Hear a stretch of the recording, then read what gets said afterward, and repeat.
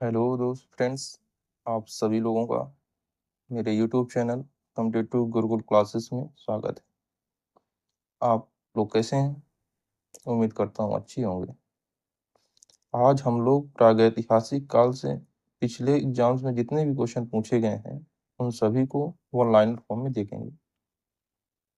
ठीक है, तो और हाँ, हमने प्रागैतिहासिक काल की पूरी थ्योरी पढ़ा चुका हूँ, वो भी यूट्यूब चैनल में मेरे पढ़ा हुआ, आप जाकर देख सकते हैं। उसमें थोड़ा सा आप कंप्रोमाइज़ कीजिएगा, वॉइस की थोड़ा बैकग्राउंड में वॉइस ज़्यादा है तो, लेकिन आपको कंटेंट पूरा मिलेगा।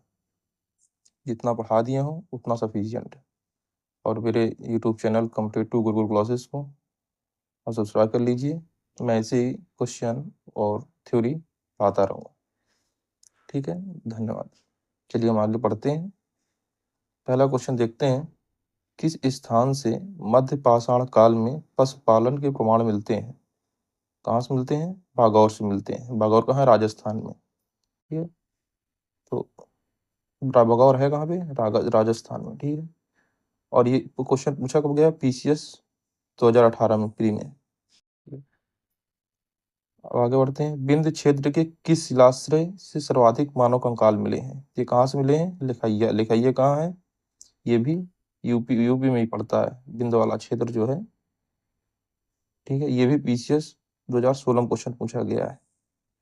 ध्यान रखना है कि किस शिलाश्रय से सर्वाधिक मानव कंकाल मिले हैं, ये लिखाइया है। लेकिन यदि यही क्वेश्चन पूछ ले कि एक ही कब्र से 3 मानव कंकाल निकले हैं, कहाँ से निकले हैं? ये निकले हैं दमदमा से। देखिए, दमा से नहीं थे, लेकिन एक चीज ध्यान रखिएगा, दमदमा से 41, कितना 41 समाधान प्राप्त हुए हैं। 41 समाधान में से 5 समाधान जो है ये युग्म है। क्या है?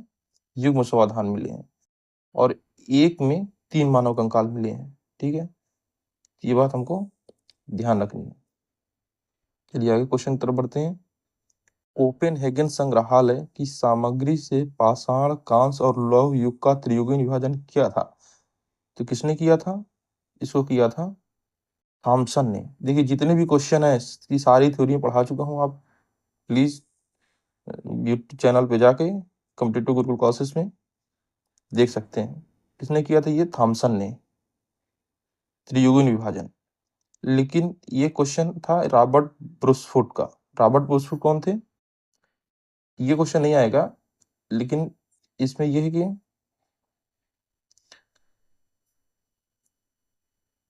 त्रियुगीय विभाजन थॉमसन ने किया था, लेकिन ये मतलब पहली बार विभाजन किसने किया था? पहली बार विभाजन, पहली बार विभाजन तो पहली बार विभाजन किया था रॉबर्ट ब्रूसफुट ने। किसने किया था? रॉबर्ट ब्रूसफुट ने।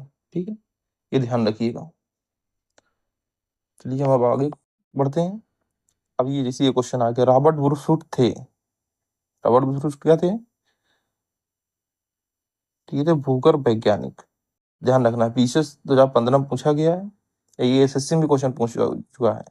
रॉबर्ट ब्रूस थे भूगर्भ वैज्ञानिक। भूगर्भ वैज्ञानिक के साथ साथ ये पुरातात्विक भी थे। कभी कभी क्वेश्चन टफ करने के लिए पूछ लेता है कि भूगर्भ वैज्ञानिक थे, पुरातात्विक थे, या दोनों थे? तो क्या थे? ये दोनों थे। भूगर्भ वैज्ञानिक भी थे और पुरातात्विक भी थे। चलिए आगे क्वेश्चन बढ़ते हैं। छठवां क्वेश्चन है, हड्डी से निर्मित आभूषण भारत में मध्य पाषाण काल के संदर्भ में प्राप्त हुए हैं। सॉरी, तो हड्डी से निर्मित आभूषण भारत में मध्य पाषाण काल के संदर्भ में प्राप्त हुए। कहाँ से प्राप्त हुए हैं? मोहदहा से। ठीक है, ये RO 2013 में पूछा गया है। चलिए आगे 7वें क्वेश्चन तक बढ़ते हैं। 7वां क्वेश्चन क्या है? भीमबेटका की गुफाएं कहाँ स्थित हैं? भीमबेटका की गुफाएं अब्दुल्लागंज, रायसेन। और ये अब्दुल्लागंज रायसेन कहाँ पड़ता है? ये पड़ता है एमपी में। कहाँ पे? एमपी में भीमबेटका की गुफाएं। कभी कभी कोई ये भी पूछ लेता, भीमबेटका की गुफाएं से क्या मिला था? भीमबेटका की गुफाएं से क्या मिला था? क्या मिला था? मिला था शैल चित्र। गुफाओं क्या मिला था? शैल। शैल मतलब पत्थर, चित्र माने चित्र, तो जो पत्थर पे चित्र बने हुए थे वो मिले थे। चलिए आगे बढ़ते हैं 8वें क्वेश्चन तरफ।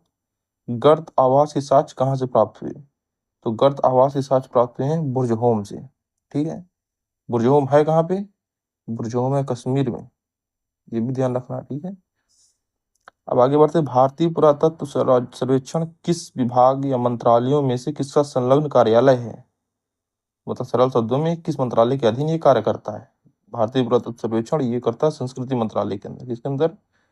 संस्कृति मंत्रालय के अंदर। ठीक है, चलिए अब आगे चलते हैं 10वें क्वेश्चन तरफ।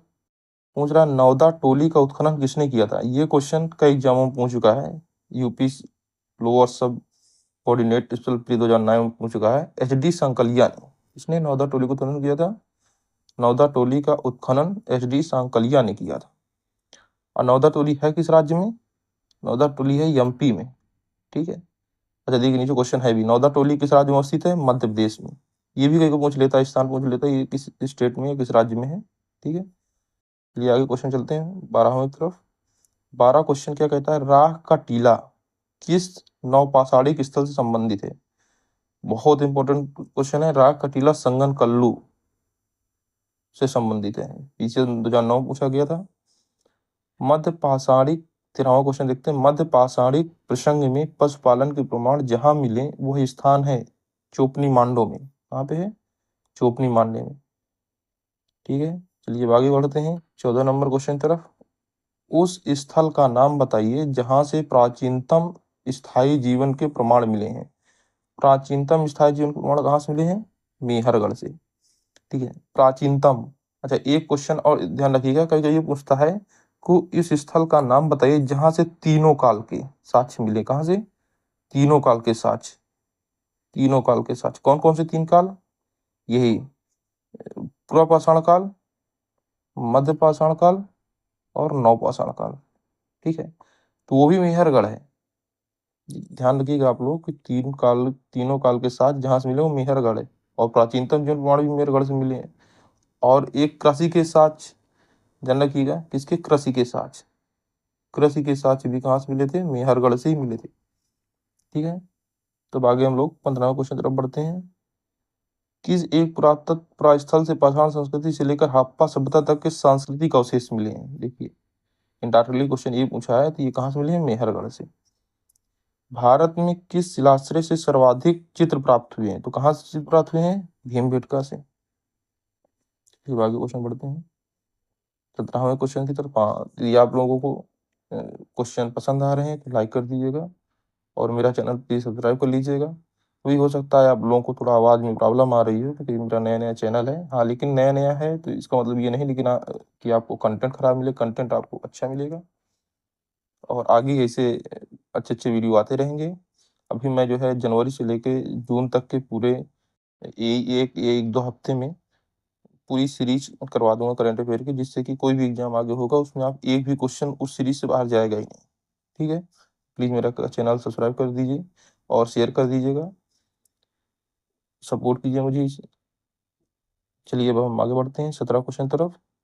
किस स्थल से मानव कंकाल के साथ कुत्ते का कंकाल भी सावधान से प्राप्त हुआ? मतलब मानव कंकाल के साथ कुत्ते भी दफनाए गए। ये कहाँ से प्राप्त हुआ? ये बुर्ज होम कहाँ, ये बताया? कश्मीर में।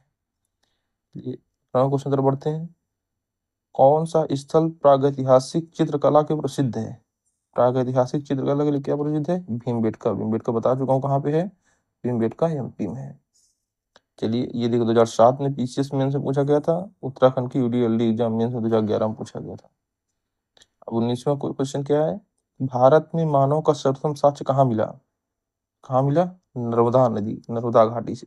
कहाँ पे? नर्मदा पश्चिमी नर्मदा घाटी के पश्चिम में प्राप्त हुआ है और ये कहाँ पे है? MP में। ठीक है, MP से। ठीक है, अब 20वां क्वेश्चन क्या है? गैरिक मृदभांड पात्र, जिसे कभी कभी शॉर्ट फॉर्म में किया जाता है OCP, ठीक है, का नामकरण हुआ था, कहाँ हुआ था? ये हस्तिनापुर में हुआ था। ठीक है, चलिए आगे क्वेश्चन पढ़ते हैं। 21वां क्वेश्चन, खाद्यान्नों की कृषि सर्वप्रथम प्रारंभ हुई थी, कब हुई थी? नवपाषाण काल में। ठीक है, खाद्यान्नों की कृषि सर्वप्रथम प्रारंभ हुई थी कहाँ से? नवपाषाण काल में। 22वां क्वेश्चन क्या कहता है? भारतीय उपमहाद्वीप की कृषि के प्राचीनतम साक्ष्य कहाँ मिले? भारतीय उपमहाद्वीप में कृषि प्राचीनतम साक्ष्य लहुरा देव। लहुरा देव कहीं कहीं लहुरा देव और कहीं कहीं इसे लोहुरा देव लिख के आ जाता है। तो ध्यान रखिएगा लहुरा देव से प्राप्त हुए। भारतीय उपमहाद्वीप में कृषि के प्राचीनतम साक्ष्य। चलिए आगे 23 नंबर क्वेश्चन तरफ बढ़ते हैं। भीमबेटका किसके लिए प्रसिद्ध है? भीमबेटका गुफाओं के शैलचित्र के लिए प्रसिद्ध है। ये भी ऐसे भी क्वेश्चन पूछ लेता है, पीसीएस में पूछा था, देखिए 2004 में। 24वां क्वेश्चन क्या कहता है? किसको चालकोलिथिक युग कहा जाता है? चालकोलिथिक युग, देखिए ये क्वेश्चन बहुत इंपॉर्टेंट है। चालकोलिथिक किसको कहा जाता है? ताम्रपाषाण युग को। ठीक है, इसको ध्यान रखिएगा, ये बहुत इंपॉर्टेंट क्वेश्चन है। क्या है? बहुत इंपॉर्टेंट क्वेश्चन है। इसको चालकोलिथिक युग कहा जाता है। किसको कहा जाता है? ताम्रपाषाण युग। मानव द्वारा सर्वप्रथम प्रयुक्त अनाज कौन सा था? ये आप लोगों सभी लोग पता होगा, ये जौ था। पहले जौ था, उसके बाद पूछ ले दूसरे नंबर में कौन से पूछ लेता है, तो वो क्या था? गेहूं था। आगे बढ़ते हैं। क्वेश्चन है, ताम्रपाषाण काल में महाराष्ट्र के लोग मृतकों को घर के फर्श के नीचे किस तरह रख दफनाते थे? तो ये रखते थे उत्तर से दक्षिण की ओर। ठीक है। राष्ट्रीय मानव 27वां क्वेश्चन देखिए, राष्ट्रीय मानव संग्रहालय कहाँ पर है? राष्ट्रीय मानव संग्रहालय भोपाल में है। वैसे भी इसका नाम बदल दिया गया है, ध्यान रखिए, क्योंकि ये इंदिरा गांधी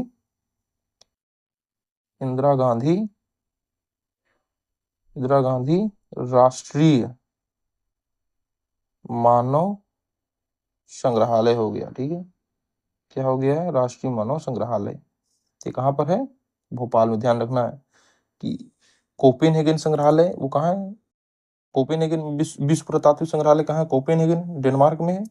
राष्ट्रीय मानव संग्रहालय कहाँ पर है? इंदिरा गांधी राष्ट्रीय मानव संग्रहालय, जिसका नया नाम हो गया, वो भोपाल में है। ध्यान रखना है। चलिए आगे क्वेश्चन तरफ बढ़ते हैं। एक सेकंड रुकिएगा। हाँ, चलिए आगे क्वेश्चन तरफ बढ़ते हैं। अब क्या है? अच्छा, क्वेश्चन समाप्त हो गए हैं, तो प्लीज धन्यवाद। आप सभी से मेरी यही विनती है कि आप लोग मेरे चैनल को, रिक्वेस्ट है, सब्सक्राइब कर लीजिए, जिससे जितने वीडियो आए आपको, और बेल नोटिफिकेशन ऑन कर लीजिएगा, जिससे वीडियो आए तो आपको नोटिफिकेशन पहुंच जाए। हाँ, हो सकता है अभी थोड़ा सा मेरा नया नया चैनल है, आपको थोड़ा प्रॉब्लम, लेकिन आपको कंटेंट बेस्ट क्वालिटी का मिलेगा। ठीक है, चलिए धन्यवाद, अपना ख्याल रखिए।